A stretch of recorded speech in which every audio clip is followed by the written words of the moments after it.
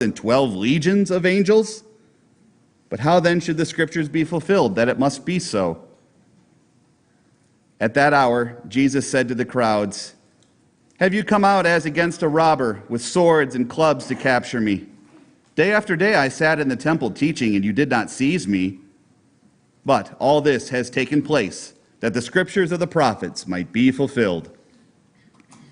Then all the disciples left him and fled. Then those who had seized Jesus You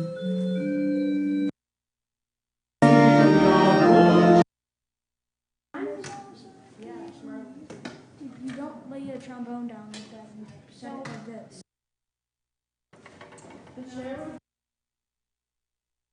To travel, and then you're kind of guessing, because you don't know how long things will take, of when your return flight will be. And so we did our best guess on that, and so then in that morning time, we got our airplane tickets and for Tuesday to fly out. And so we went through the Colombian embassy, and I mean, there it was just, it's just, paperwork and getting things filled out. There was nothing terribly exciting that happened there, but, and then we got back on the Metra, went back to our friend's house, and Pastor's dad had driven down from Wisconsin because we had brought our dog. They were going to watch our dog for the month that we were gone. So he drove down that day. We did the dog exchange. And then we drove Van Wert on that Friday night. And then Saturday was meeting kids who you don't exactly know their size, and you need activities to do while you're down there, because you're not going to go out and, sightsee every single day that you're there. So you just do your best guess as far as clothing goes, shoe sizes. So we had all of our suitcases, and I thought I was doing a pretty good job of getting like 50 pounds or less. I could pick them up. I was like, oh, these are definitely less than 50 pounds. We'll be fine.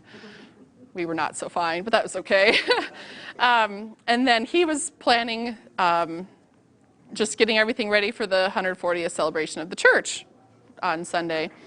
And then we had the guest pastor who was speaking come in, so we were having dinner with him, and we're like, okay, we have like so many things we need to be doing, and but we did. It was fine. And the next morning we had he kind of got up in the pulpit and he said, well, we have the phone call that we've been waiting for, and we're traveling on Tuesday. And so it was a 140th celebration and the celebration that we were going to get to go and travel. So we did that. Then we had the church luncheon for the 140th party, and then went back because I needed to finish packing up my classroom. Like, I had pretty well been on top of that, but then any teacher can tell you the week of parent-teacher conferences, you get no grading done. You're you're getting the report cards done. You're doing nothing for that week, and you're getting what you're going to say ready and all the papers.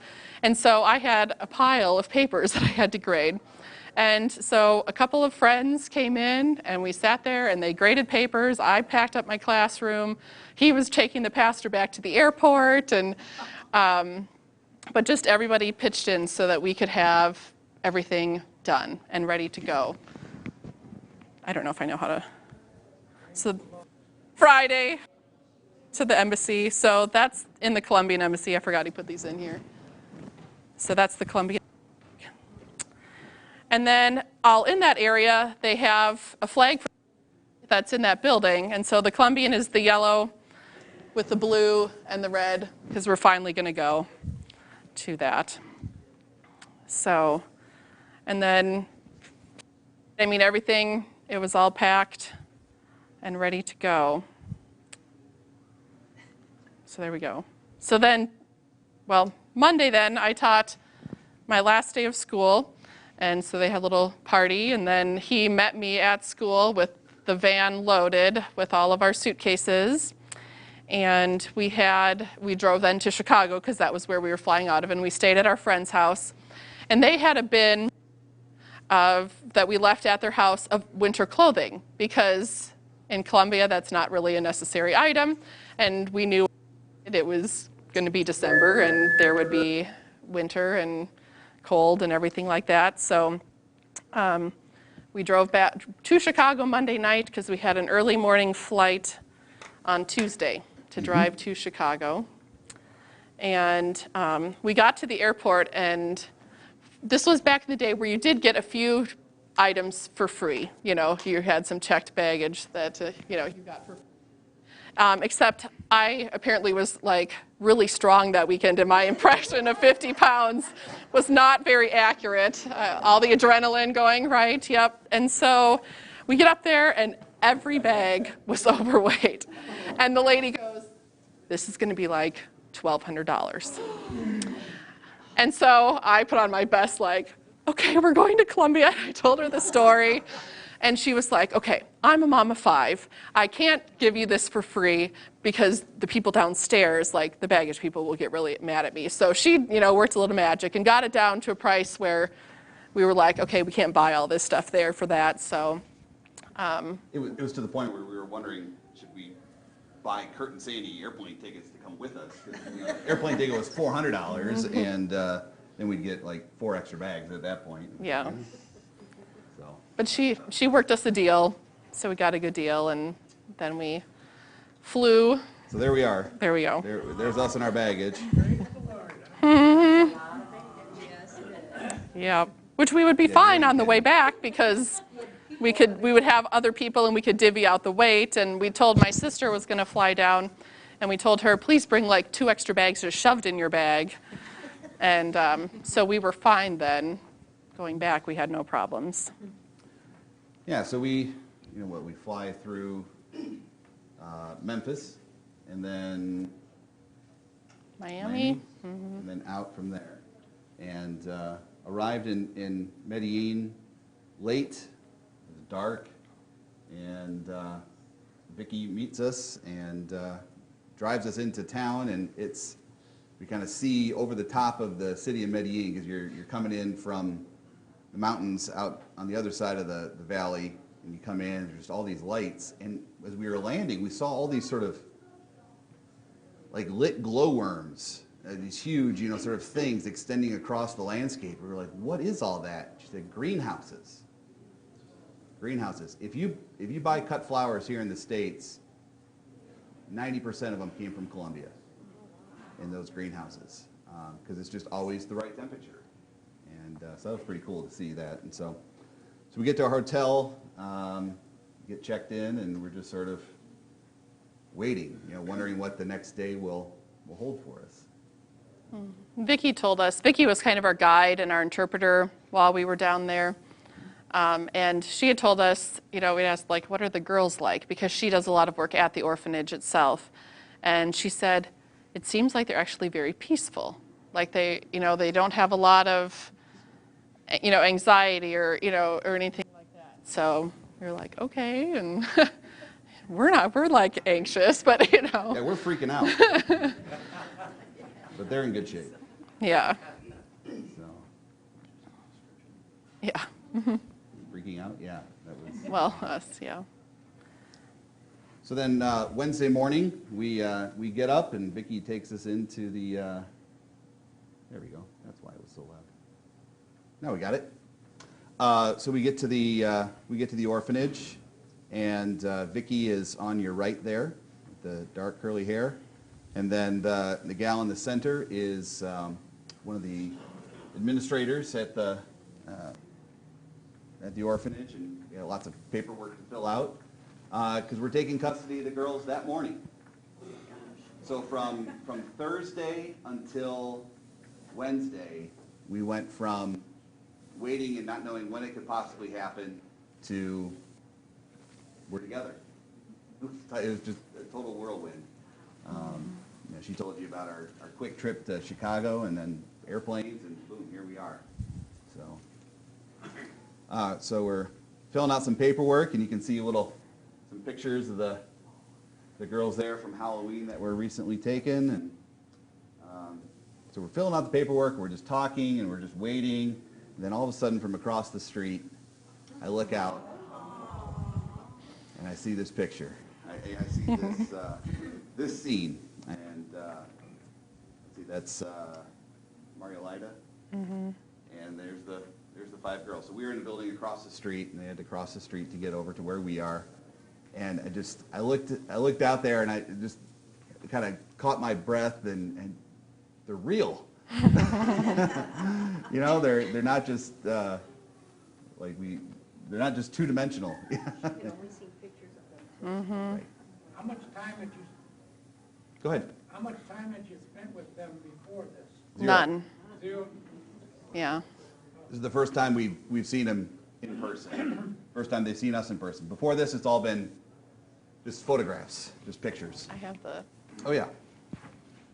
We had made, they encourage you to make a book, like to send ahead of time. So each girl got one, and it just had pictures introducing ourselves, things that we like to do, like, and then other family members. Like we have pictures of grandparents and cousins. And then like we stuck some pictures of like what their room would look like in the back and things like that too. So that way they could know, at least from pictures again, who we were and what we like to do. And when we got into the car, and I'm jumping a little bit ahead, but when we got into the car, the girls, as we were leaving there, they were reciting without even having the book in front of them. They knew it all in Spanish. Like they told me everything about me and about him. They knew it all. Mom likes to do that. Yeah. Yep. So. What were their ages at that time? Julissa would turn 9 while we were there, and then Lorena was 7, Valeria 6, Your Lady's 5, and then Yesenia would be turning 4 in a month. So, So basically, it was 8, 6, 5, 4, and 3. well, Drew and Valeria actually And then turned there while we were was there. Yeah. Birthdays start happening, and everybody switches. Yeah.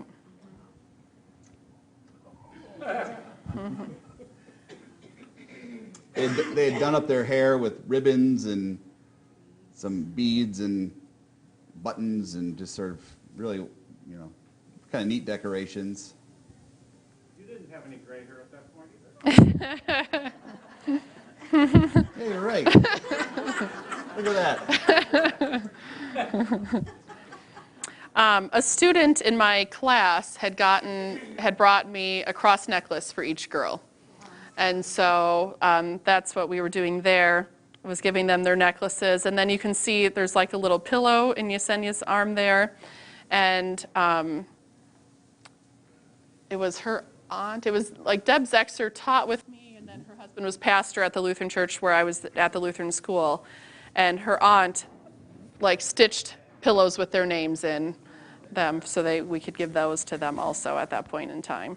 And it's kind of an awkward situation because like everyone is watching you like greet your children for the first time, and then they finally kind of let us go back into a room and talk with them and get to know them a little bit. And I mean, you know, they were scared. I mean, we're strangers, you know, I mean, that's, you know, I couldn't imagine. And we were giants, like we are giants in Columbia. Our children are giants in Columbia. Like the people are just. No, Julissa is. Julissa is, yeah. The others might stop off where they are. But I mean, we were just tall. Like the next tallest person I think we saw was maybe our shoulder height. Right.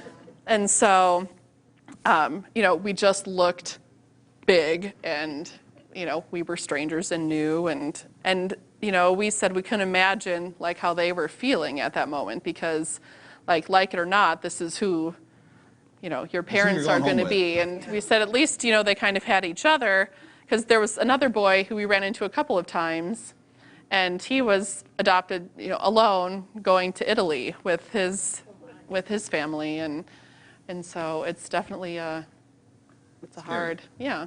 Scary experience. This is something they had no decision in, right? I mean, it was. Right, yeah, yep. And that's part of what I guess we're still, that they're still coming to grips with and still dealing with is, you know, we didn't take them. Columbia said you need a family, and you know, this isn't something we did to them, but Columbia was going to send them somewhere, and for them to come home with us together is really, you know, the best case scenario. And it's still something I think that, as they talk about that first day that we were together and things, it's sort of like, you know, who did this? You know, that it's really Columbia that brought us together like that. And you found them through your adoption agency? Yeah, and Vicki, who was our guide, she does a lot in working with the waiting children, like with our adoption agency. So she had known the girls for the whole time, like they were at the orphanage and stuff. So, and our thing with them is, you know, if you were to ask us about like their birth family, we would say, well, that's their story to tell. You know, I'm not going to go to your mom and say, what is the worst thing that ever happened to you in your life? So that is their story to tell. Some of them talk about it, some of them don't, and that's fine. And then they were at the orphanage for 3.5 years. Yesenia was 2 months when they went in. And and we kind of let them tell that part of their life also. Yeah, I mean, So- we know parts of their story, but it's also their story. And so it's one of those things that the stuff we talk about at home, you know, it's private. And what we know or what we don't know or what they remember, it's their story. And so we want to be respectful of that for them. So why was Columbia going to send them somewhere out of the country? Or? Colombia, really until the 90s, didn't have any civil rights, until the 1990s, didn't have like any civil rights laws. And so there's a lot of racial prejudice in Colombia. And so the chance of them being adopted there would not be very. Grow up and become Colombian, going to adopt them away. Right, Well, to they're give them a gonna be adopted family. somewhere, Yeah. whether it's in country or not. I mean, for example, Afro-Colombians don't get adopted by Colombians. You know, it's not What a adopts them? foreigners. Then it's like the United States. At the age of 18, you're just turned out and, Population. right, and you're most likely drugs, prostitution. And you took them as a tribe, but they could have been adopted individually too. Right. And that's what we had seen beginning to happen on the waiting children's list, is they had split them into a group of 2 and 3, which gave us a sense of urgency almost a year before we first met them, that was sort of the plan. And so we were able to prevent that. Dave? Do you have any ongoing correspondence with the orphanage, or do they check on how they're doing, or anything going on between you and them? The first 3 years, we had to do reports through our agencies, you know, follow-up reports, 3, 6, 9, 12, 15 months, and things like that. But once those were concluded, we keep in touch with Vicki, our guide, and send pictures and Facebook and things. That's about the extent of it. And you can do as much as you want. I mean, we know some families, they send Christmas gifts down each year and do different things. We just haven't done that. So this was our first night, second night. Yeah, the first night we had sort of a 2-room suite at the hotel, and they were in one room and we were in the other, and it piled in 2 and 2 and 1, and the next night they were all together in one bed, our bed. Yeah. You've seen that picture on my computer background. So the next 16 days, the next 2 weeks, 3 weeks or so, they really give us that time to get to know each other and just start becoming a family.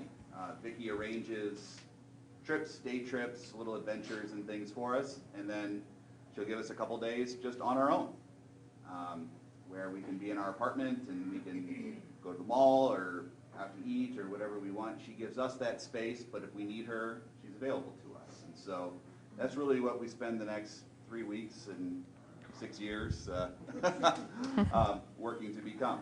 So here's the apartment the first night. That was the hotel. I'm sorry, yeah, that's the hotel. The first night, you know, we had to stop at the grocery store and pick up bologna sandwich. You know, they had never had bologna. I find this out just weeks ago. They were like, "Yeah, we didn't know what to think of that." Weird. Oh, okay. They look very comfortable with you. Like, love it. World War II. This is honeymoon time. This is honeymoon phase. te amo, I love you. A lot of te quiero, I want you. I love you. That's the way to say that. But not really knowing what it all means quite yet. Like, all right, yeah, we're with you right now. We're going back to the orphanage, right? Or Right. this isn't forever, is And it? that's not normal where you're at there. That's not their new normal. Right, yeah. We stayed in the hotel the first 3 nights because the apartment that we were going to stay in wasn't ready yet. So, This is outside the hotel, some of their landscaping. yeah, Medellin is located pretty close to the equator, but it's at 5,000 feet in elevation. So it is the city of eternal spring. It's 80 degrees for a high and 65 for a low year-round. They have a wet and a dry season. And there are about 3 million people who live in Medellin, and they would technically say Medellin with their accent. They do the double L as a J sound instead of the typical Y sound for Spanish, which is then like if you were to hear like Julissa, when we adopted them, the Y, they make the J sound. And so we said, in the United States, most people are going to say Y, do you want J or Y? And Julissa went J and the others went Y. But Julissa switched because originally she said Y and then she switched to J. So he still sometimes struggles. I'm fine, but Yeah, I'll flip into it when I'm introducing them, or I forget what I say sometimes. yeah. And now this is moving into our apartment. The apartment was ready, and so we rented an apartment for 3 weeks. There's our dining room table. They'd made preparation for us. They had made sure there were 7 plates and 7 sets of silverware and 7 bowls and 7 of everything that we needed. 7 chairs, and this kind of stuff. So, and then just sort of playing around, adventures in the apartment. They got hold of my shoes, and because that's what girls do. They wear their daddy's shoes around, and they clomp, clomp, clomp, and they have a good time with that. And we introduced them to Doritos, which they were very happy about, and we gave them pop that first night, and boy, Never again. we learned a good parent lesson there. That made for a rough night. So here's some more pictures of there's a view out our patio from our apartment. So again, Medellin is sort of in this valley, a river valley, and just mountains on every side. Just gorgeous. So we were also right across from a mall, and because it's so temperate, because the weather is really quite nice all the time, there are no screens on any of the windows, and